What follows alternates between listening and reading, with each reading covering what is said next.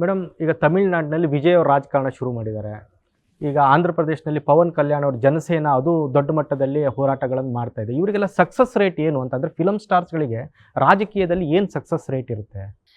C, ನೀವು ಎಲ್ಲರನ್ನೂ ಒಂದೇ ಬುಟ್ಟಿಗೆ ಹಾಕಿ ಕಂಪೇರ್ ಮಾಡೋದು ಕಷ್ಟ ಆಗುತ್ತೆ. ಯಾಕಂದರೆ ಎಲ್ಲರದ್ದು ಅವ್ರದ್ದೇ ಆದ ಜರ್ನಿ ಇರುತ್ತೆ, ಅವ್ರದ್ದೇ ಆದ ತಿಳುವಳಿಕೆ ಇರುತ್ತೆ, ಪೊಲಿಟಿಕಲ್ ನಾಲೆಜ್ ಇರುತ್ತೆ, ಅಥವಾ ಜನಸೇವೆ ಮಾಡಬೇಕು ಅನ್ನೋವಂಥ ಉದ್ದೇಶದಲ್ಲಿ ಕೆಲವರು ಬರ್ತಾರೆ.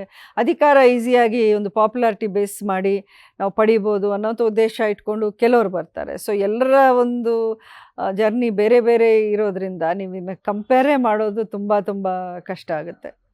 ಮೇಡಮ್, ಗ್ಯಾರಂಟಿ ಯೋಜನೆಗಳು ಜನರಿಗೆ ಸಿಗ್ತಾ ಇಲ್ವಾ ನಿಮ್ಮ ಪ್ರಕಾರ? ಈಗ ಮಹಿಳೆಯರಿಗೆ ಗೃಹಜ್ಯೋತಿ ಅಂತ ಹೇಳುವಂಥ 2,000 ರೂಪಾಯಿ ಅದು ಉಪಯೋಗ ಆಗ್ತಾ ಇದೆಯಾ, ಉಪಯೋಗ ಆಗ್ತಾ ಇಲ್ವಾ ನಿಮ್ಮ ಪ್ರಕಾರ?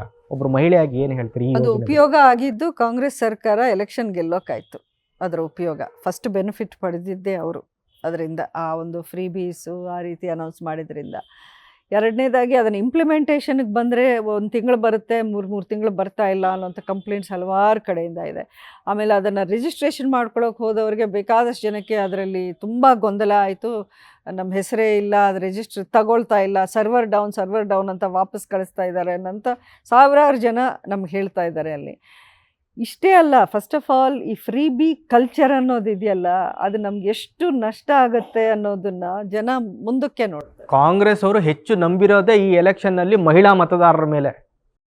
ಕರೆಕ್ಟು. ಈಗ ನಾನು 2,000ಕ್ಕೆ ಒಂದು ವೋಟನ್ನು ನಾನು ಹಾಕಿ, ನಾಳೆ ದಿನ ನನ್ನ ಮನೆ ಮುಂದೆ ರೋಡು ಇಲ್ಲ, ನನ್ನ ಮನೆ ಮುಂದೆ ಮೋರಿ ಇಲ್ಲ, ಚರಂಡಿ ಇಲ್ಲ, ನನ್ನ ಸ್ಟ್ರೀಟ್ಗೆ ಸ್ಟ್ರೀಟ್ ಲೈಟ್ ಇಲ್ಲ ಅಂತ ನಾನು ಕೇಳೋಕ್ಕೆ ಹೋದಾಗ ಆ ಶಾಸಕ ಏನು ಹೇಳ್ತಾರೆ ಅಂದರೆ, ನಮಗೆ ದುಡ್ಡಿಲ್ಲ, ಫಂಡ್ಸ್ ಇಲ್ಲ, ಸರ್ಕಾರದಿಂದ ಫಂಡ್ಸ್ ಬಂದಾಗ ನಾನು ಇದೆಲ್ಲ ಮಾಡ್ತೀನಿ, 2,000 ಸಿಗ್ತಾ ಇದೆ ತಾನೇ, ಆರಾಮಾಗಿರಿ ಅಂತ ಹೇಳ್ತಾರೆ. ಸೊ ನೀವು ಯಾವುದನ್ನು ಪಡೆಯೋದಕ್ಕೋಸ್ಕರ ಯಾವುದನ್ನು ಕಳ್ಕೊತಾ ಇದ್ದೀರಾ ಅನ್ನೋವಂಥ ಅರಿವು ಜನಕ್ಕೆ ಒಂದು ಮೆತ್ತಗೆ ಆಗ್ತಾ ಇದೆ. ಆರಾಮಾಗಿ ಅವರೂ ಆ ಕನ್ಕ್ಲೂಷನ್ಗೆ ಈಗಾಗಲೇ ಒಂದಷ್ಟು ಜನ ಬಂದಿದ್ದಾರೆ. ಅವರು ಏನು ತಪ್ಪು ಮಾಡಿದ್ದೀವಿ ನಾವು ಈ ಸರ್ಕಾರಕ್ಕೆ ವೋಟ್ ಹಾಕಿ ಅನ್ನೋದನ್ನು ಈಗಾಗಲೇ ಅಷ್ಟೂ ಈ ಡಿಸ್ಕಷನ್ಸ್ ನಡೀತಾ ಇದೆ. ಇನ್ನು ಮುಂದಕ್ಕೆ ಇನ್ನೂ ಚೆನ್ನಾಗಿ ಗೊತ್ತಾಗ್ತಾ ಇದೆ. ಮೇಡಮ್, ಇತ್ತೀಚಿನ ಒಂದು ಪ್ರೆಸ್ ಮೀಟಲ್ಲಿ ಫಿಲಮ್ ಸ್ಟಾರ್ ಯಶ್ ಅವರು ಇನ್ನು ಮುಂದೆ ನಂದೇ ಕೆಲವು ಗುರಿಗಳಿದೆ, I am working for that ಅಂತ ಹೇಳುವಂಥದ್ದು ಸ್ವಲ್ಪ ದೊಡ್ಡ ಮಟ್ಟದಲ್ಲಿ ಚರ್ಚೆ ಆಗ್ತಾ ಇದೆ. ಸುಮಲತಾ ಅವರ ಬೆಂಬಲದಲ್ಲಿ ದರ್ಶನ್ ಅವರು ಮಾತ್ರ ಇದ್ದಾರೆ, ಯಶ್ ಅವರಿಲ್ಲ. ಈ ಥರದ್ದೊಂದು ಚರ್ಚೆ ಸೋಷಿಯಲ್ ಮೀಡಿಯಾದಲ್ಲಿ ನಡೀತಾನೆ ಇದೆ. ಇದು ತಮಗೆ ಅಂದರೆ ರಾಜಕಾರಣ ಮತ್ತು ನಿಮ್ಮ ಪರ್ಸ್ನಲ್ಲು ಏನು ನಿಮ್ಮ ಒಡನಾಟ ಇದೆ, ಈ ಸ್ಟೇಟ್ಮೆಂಟು ಭಾಳ ದೊಡ್ಡ ಮಟ್ಟಕ್ಕೆ ಚರ್ಚೆ ಆಗ್ತಾ ಇದೆ. ಏನಿದು ಆ್ಯಕ್ಚುಲಿ ಅಂತ ನೋಡಿ, ಅವರು ಸ್ಟೇಟ್ಮೆಂಟು ಏನೋ ವಾಲಂಟ್ರಿಯಾಗಿ ಮಾಡಿದ್ದಲ್ಲ. ಈ ನಡುವೆ ಮೀಡಿಯಾದೂ ಒಂದು ಅಭ್ಯಾಸ ಏನು ಅಂದರೆ, ಸ್ಟೇಟ್ ಲೀಡರ್ಸ್ ಬಿಡಲಿ, ಸೆಂಟ್ರಿಂದ ಲೀಡರ್ಸ್ ಬಂದಾಗಲೂ ಎಲ್ಲ ಬಿಟ್ಟು ಮಂಡ್ಯ ಏನಾಗುತ್ತೆ, ಸುಮಲತಾ ಏನಾಗುತ್ತೆ, ನೀವು ಹೋಗ್ತೀರಾ ಅನ್ನೋಂಥ ಕ್ವಶನ್ಸ್ ನಾನು ನೋಡ್ತಾನೆ ಇದ್ದೀನಿ. ಪ್ರಹ್ಲಾದ್ ಜೋಶಿ ಅವರು ಬಂದಾಗಲೂ ಅದೇ ಕೇಳ್ತೀರಾ, ಯಡಿಯೂರಪ್ಪ ಅವರು ಬಂದರು ಅದೇ ಕೇಳ್ತೀರಾ, ಇನ್ನು ನೆಕ್ಸ್ಟ್ ನ್ಯಾಷನಲ್ ಲೀಡರ್ಸು ಮಿನಿಸ್ಟರ್ಸ್ ಬಂದ್ರೂ ಅದೇ ಕೇಳ್ತೀರಾ. ಜೋ ಬೈಡನ್ ಒಬ್ಬರನ್ನ ಬಿಟ್ಟು ಎಲ್ಲರೂ ಕೇಳಿದ್ದಾಯಿತು ಮಂಡ್ಯದಲ್ಲಿ ಏನಾಗುತ್ತೆ ಅನ್ನೋದು. ಈಗ ಯಶ್ ಅವ್ರನ್ನ ಅದೇ ರೀತಿ ಅವ್ರು ಯಾವುದೋ ಒಂದು ಜಿಮ್ ಓಪನಿಂಗ್ ಹೋದಾಗ ಒಂದು ರೀತಿ ಅದು ಬೇರೆ ಒಂದು ಈವೆಂಟಲ್ಲಿ ಹೋದಾಗ ಇದೇ ಕ್ವೆಶ್ಚನ್ನ ರೇಸ್ ಮಾಡಿದ್ರು. As a film actor are as a responsible ಒಂದು ಹೀರೋ ಆಗಿ ಅವರು ಅದನ್ನೇ ಹೇಳ್ತಾರೆ. ಅವರು ಈಗ ಎಲ್ಲ ಕಡೆನೂ ರಾಜಕಾರಣ ಅವರ ಒಂದು ವೇ ಅಲ್ಲ. That is not his profession. He is an actor, is a very successful actor. ನಾನು ಆಗಲೇ ಹೇಳಿದ್ದೆ, ದರ್ಶನ್ನು ಯಶ್ ನನಗೋಸ್ಕರ ಮಾಡಿದ್ದು ಬರೀ ಸಪೋರ್ಟ್ ಅಲ್ಲ, ಅವರು ಸ್ಯಾಕ್ರಿಫೈಸ್ ಮಾಡಿದರು ನನಗೆ. ಅದನ್ನು ನಾನು ಏನೋ ಟೇಕನ್ ಫಾರ್ ಗ್ರ್ಯಾಂಟೆಡ್ ಅಂತ ಯಾವತ್ತೂ ನಾನು ಅಂದ್ಕೊಳ್ಳೋಕ್ಕಾಗಲ್ಲ. ಬಿಕಾಸ್ ಅಷ್ಟು ದೊಡ್ಡ ಸ್ಯಾಕ್ರಿಫೈಸ್ ಯಾರು ಸ್ವಂತ ಮಕ್ಕಳು ಒಂದೊಂದು ಕಡೆ ಮಾಡೋಕ್ಕೆ ಹಿಂದೆ ಮುಂದೆ ಯೋಚನೆ ಮಾಡ್ತಾರೆ.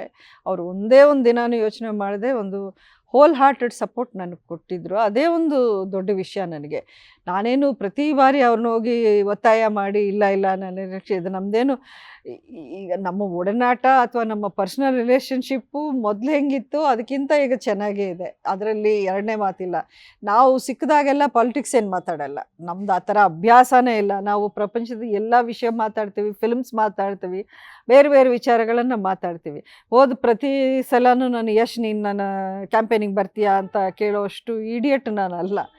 ಸೊ ನಮ್ಮದೇ ಬೇರೆ ಈಕ್ವೇಷನ್ ಇದೆ, ಅದು ಪ್ರತಿಯೊಬ್ಬರಿಗೂ ಅರ್ಥ ಆಗಲ್ವೇನೋ ನಮ್ಮದು ಏನು ಈಕ್ವೇಷನ್ ಅನ್ನೋದನ್ನು. ನನಗೆ ಎನಿಥಿಂಗ್ ಎನಿ ಒಂದು ಕಷ್ಟ ಬಂದರೆ ಅಥವಾ ಒಂದು ಸಮಸ್ಯೆ ಬಂದರೆ ನನ್ನ ಜೊತೆಯಲ್ಲಿ ಮೊದಲಿಂದಲೂ ಯಾರಿದ್ರೋ ಇವಾಗಲೂ ಅವರೇ ಇದ್ದಾರೆ. Darshan, Yash are very much part ನಮ್ಮ ಫ್ಯಾಮಿಲಿ. ಅವರು ಬೇರೆ ಅವರೇನಲ್ಲ.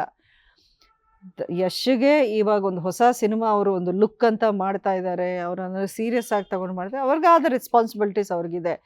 ಅದರ ಮಧ್ಯದಲ್ಲಿ ಎಲ್ಲ ಬಿಟ್ಟು ನೀವು ಕ್ಯಾಂಪೇನಿಂಗ್ಗೆ ಬರಬೇಕು ಅಂತ ಒತ್ತಾಯ ಖಂಡಿತ ನಾನು ಮಾಡಲ್ಲ. ಅವರ ಒಂದು ಸ್ಟ್ಯಾಂಡನ್ನು ನಾನು ಗೌರವಿಸ್ತೀನಿ. ಅದೇ ರೀತಿ ಮೊನ್ನೆ ದರ್ಶನ್ ಅವರಾಗೆ ವಾಲಂಟ್ರಿಯಾಗಿ ಹೇಳಿದ್ದಾರೆ, ಎಸ್ ನಮ್ಮ ಅಮ್ಮನ ಪರ ನಾನು ನಿಂತ್ಕೋತೀನಿ. That is Darshan. ಅವ್ರು ಯಾವುದೇ ಕಾರಣಕ್ಕೂ ನನ್ನ ಒಂದು ಆ ಒಂದು ಜಾಗದಲ್ಲಿ ನೋಡಬೇಕು ಅನ್ನೋ ಅಂಥ ಒಂದು ಆಸೆ ದರ್ಶನ್ದಿದೆ. ಈಸ್ ಲೈಕ್ ನನ್ನ ಮಗನ ಒಂದು ಸ್ಥಾನ ದರ್ಶನ್ದು ಅಂತ ದರ್ಶನ್ಗೂ ಚೆನ್ನಾಗಿ ಗೊತ್ತು. ಸೊ ಅದು ದರ್ಶನ್ನು ಹೀ ಸ್ಟ್ರಾಂಗ್ಲಿ ಫಾರ್ ಮೀ. ಅದು ಜಸ್ಟ್ ಪೊಲಿಟಿಕಲಿ ಅಂತಲ್ಲ, ಯಾವುದೇ ಒಂದು ವಿಚಾರ ಬಂದಾಗ Darshan is always there for me.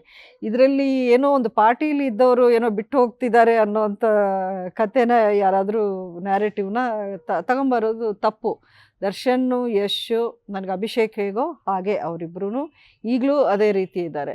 ಇದನ್ನು ಪೊಲಿಟಿಕಲಿ ಡಿಸ್ಕನೆಕ್ಟ್ ಮಾಡೋ ಕೆಲಸ ಯಾರೂ ಮಾಡಬಾರ್ದು. ಓಕೆ ಸುಮಲತಾ ಅವರೇ, ಇಷ್ಟೊತ್ತು ಈ ಚರ್ಚೆಯಲ್ಲಿ ಪಾಲ್ಗೊಂಡ್ರೆ ತಮಗೆ ಧನ್ಯವಾದಗಳು. Thank you. ಇದೇ ಈ ಹೊತ್ತಿನ ವಿಶೇಷ. ನೋಡ್ತಾ ಇರಿ ನ್ಯೂಸ್ ಫಸ್ಟ್, ನಿರ್ಭೀತಿಯಿಂದ ನಿಮ್ಮ ಪರವಾಗಿ. ನ್ಯೂಸ್ ಫಸ್ಟ್, ನಿರ್ಭೀತಿಯಿಂದ ನಿಮ್ಮ ಪರವಾಗಿ.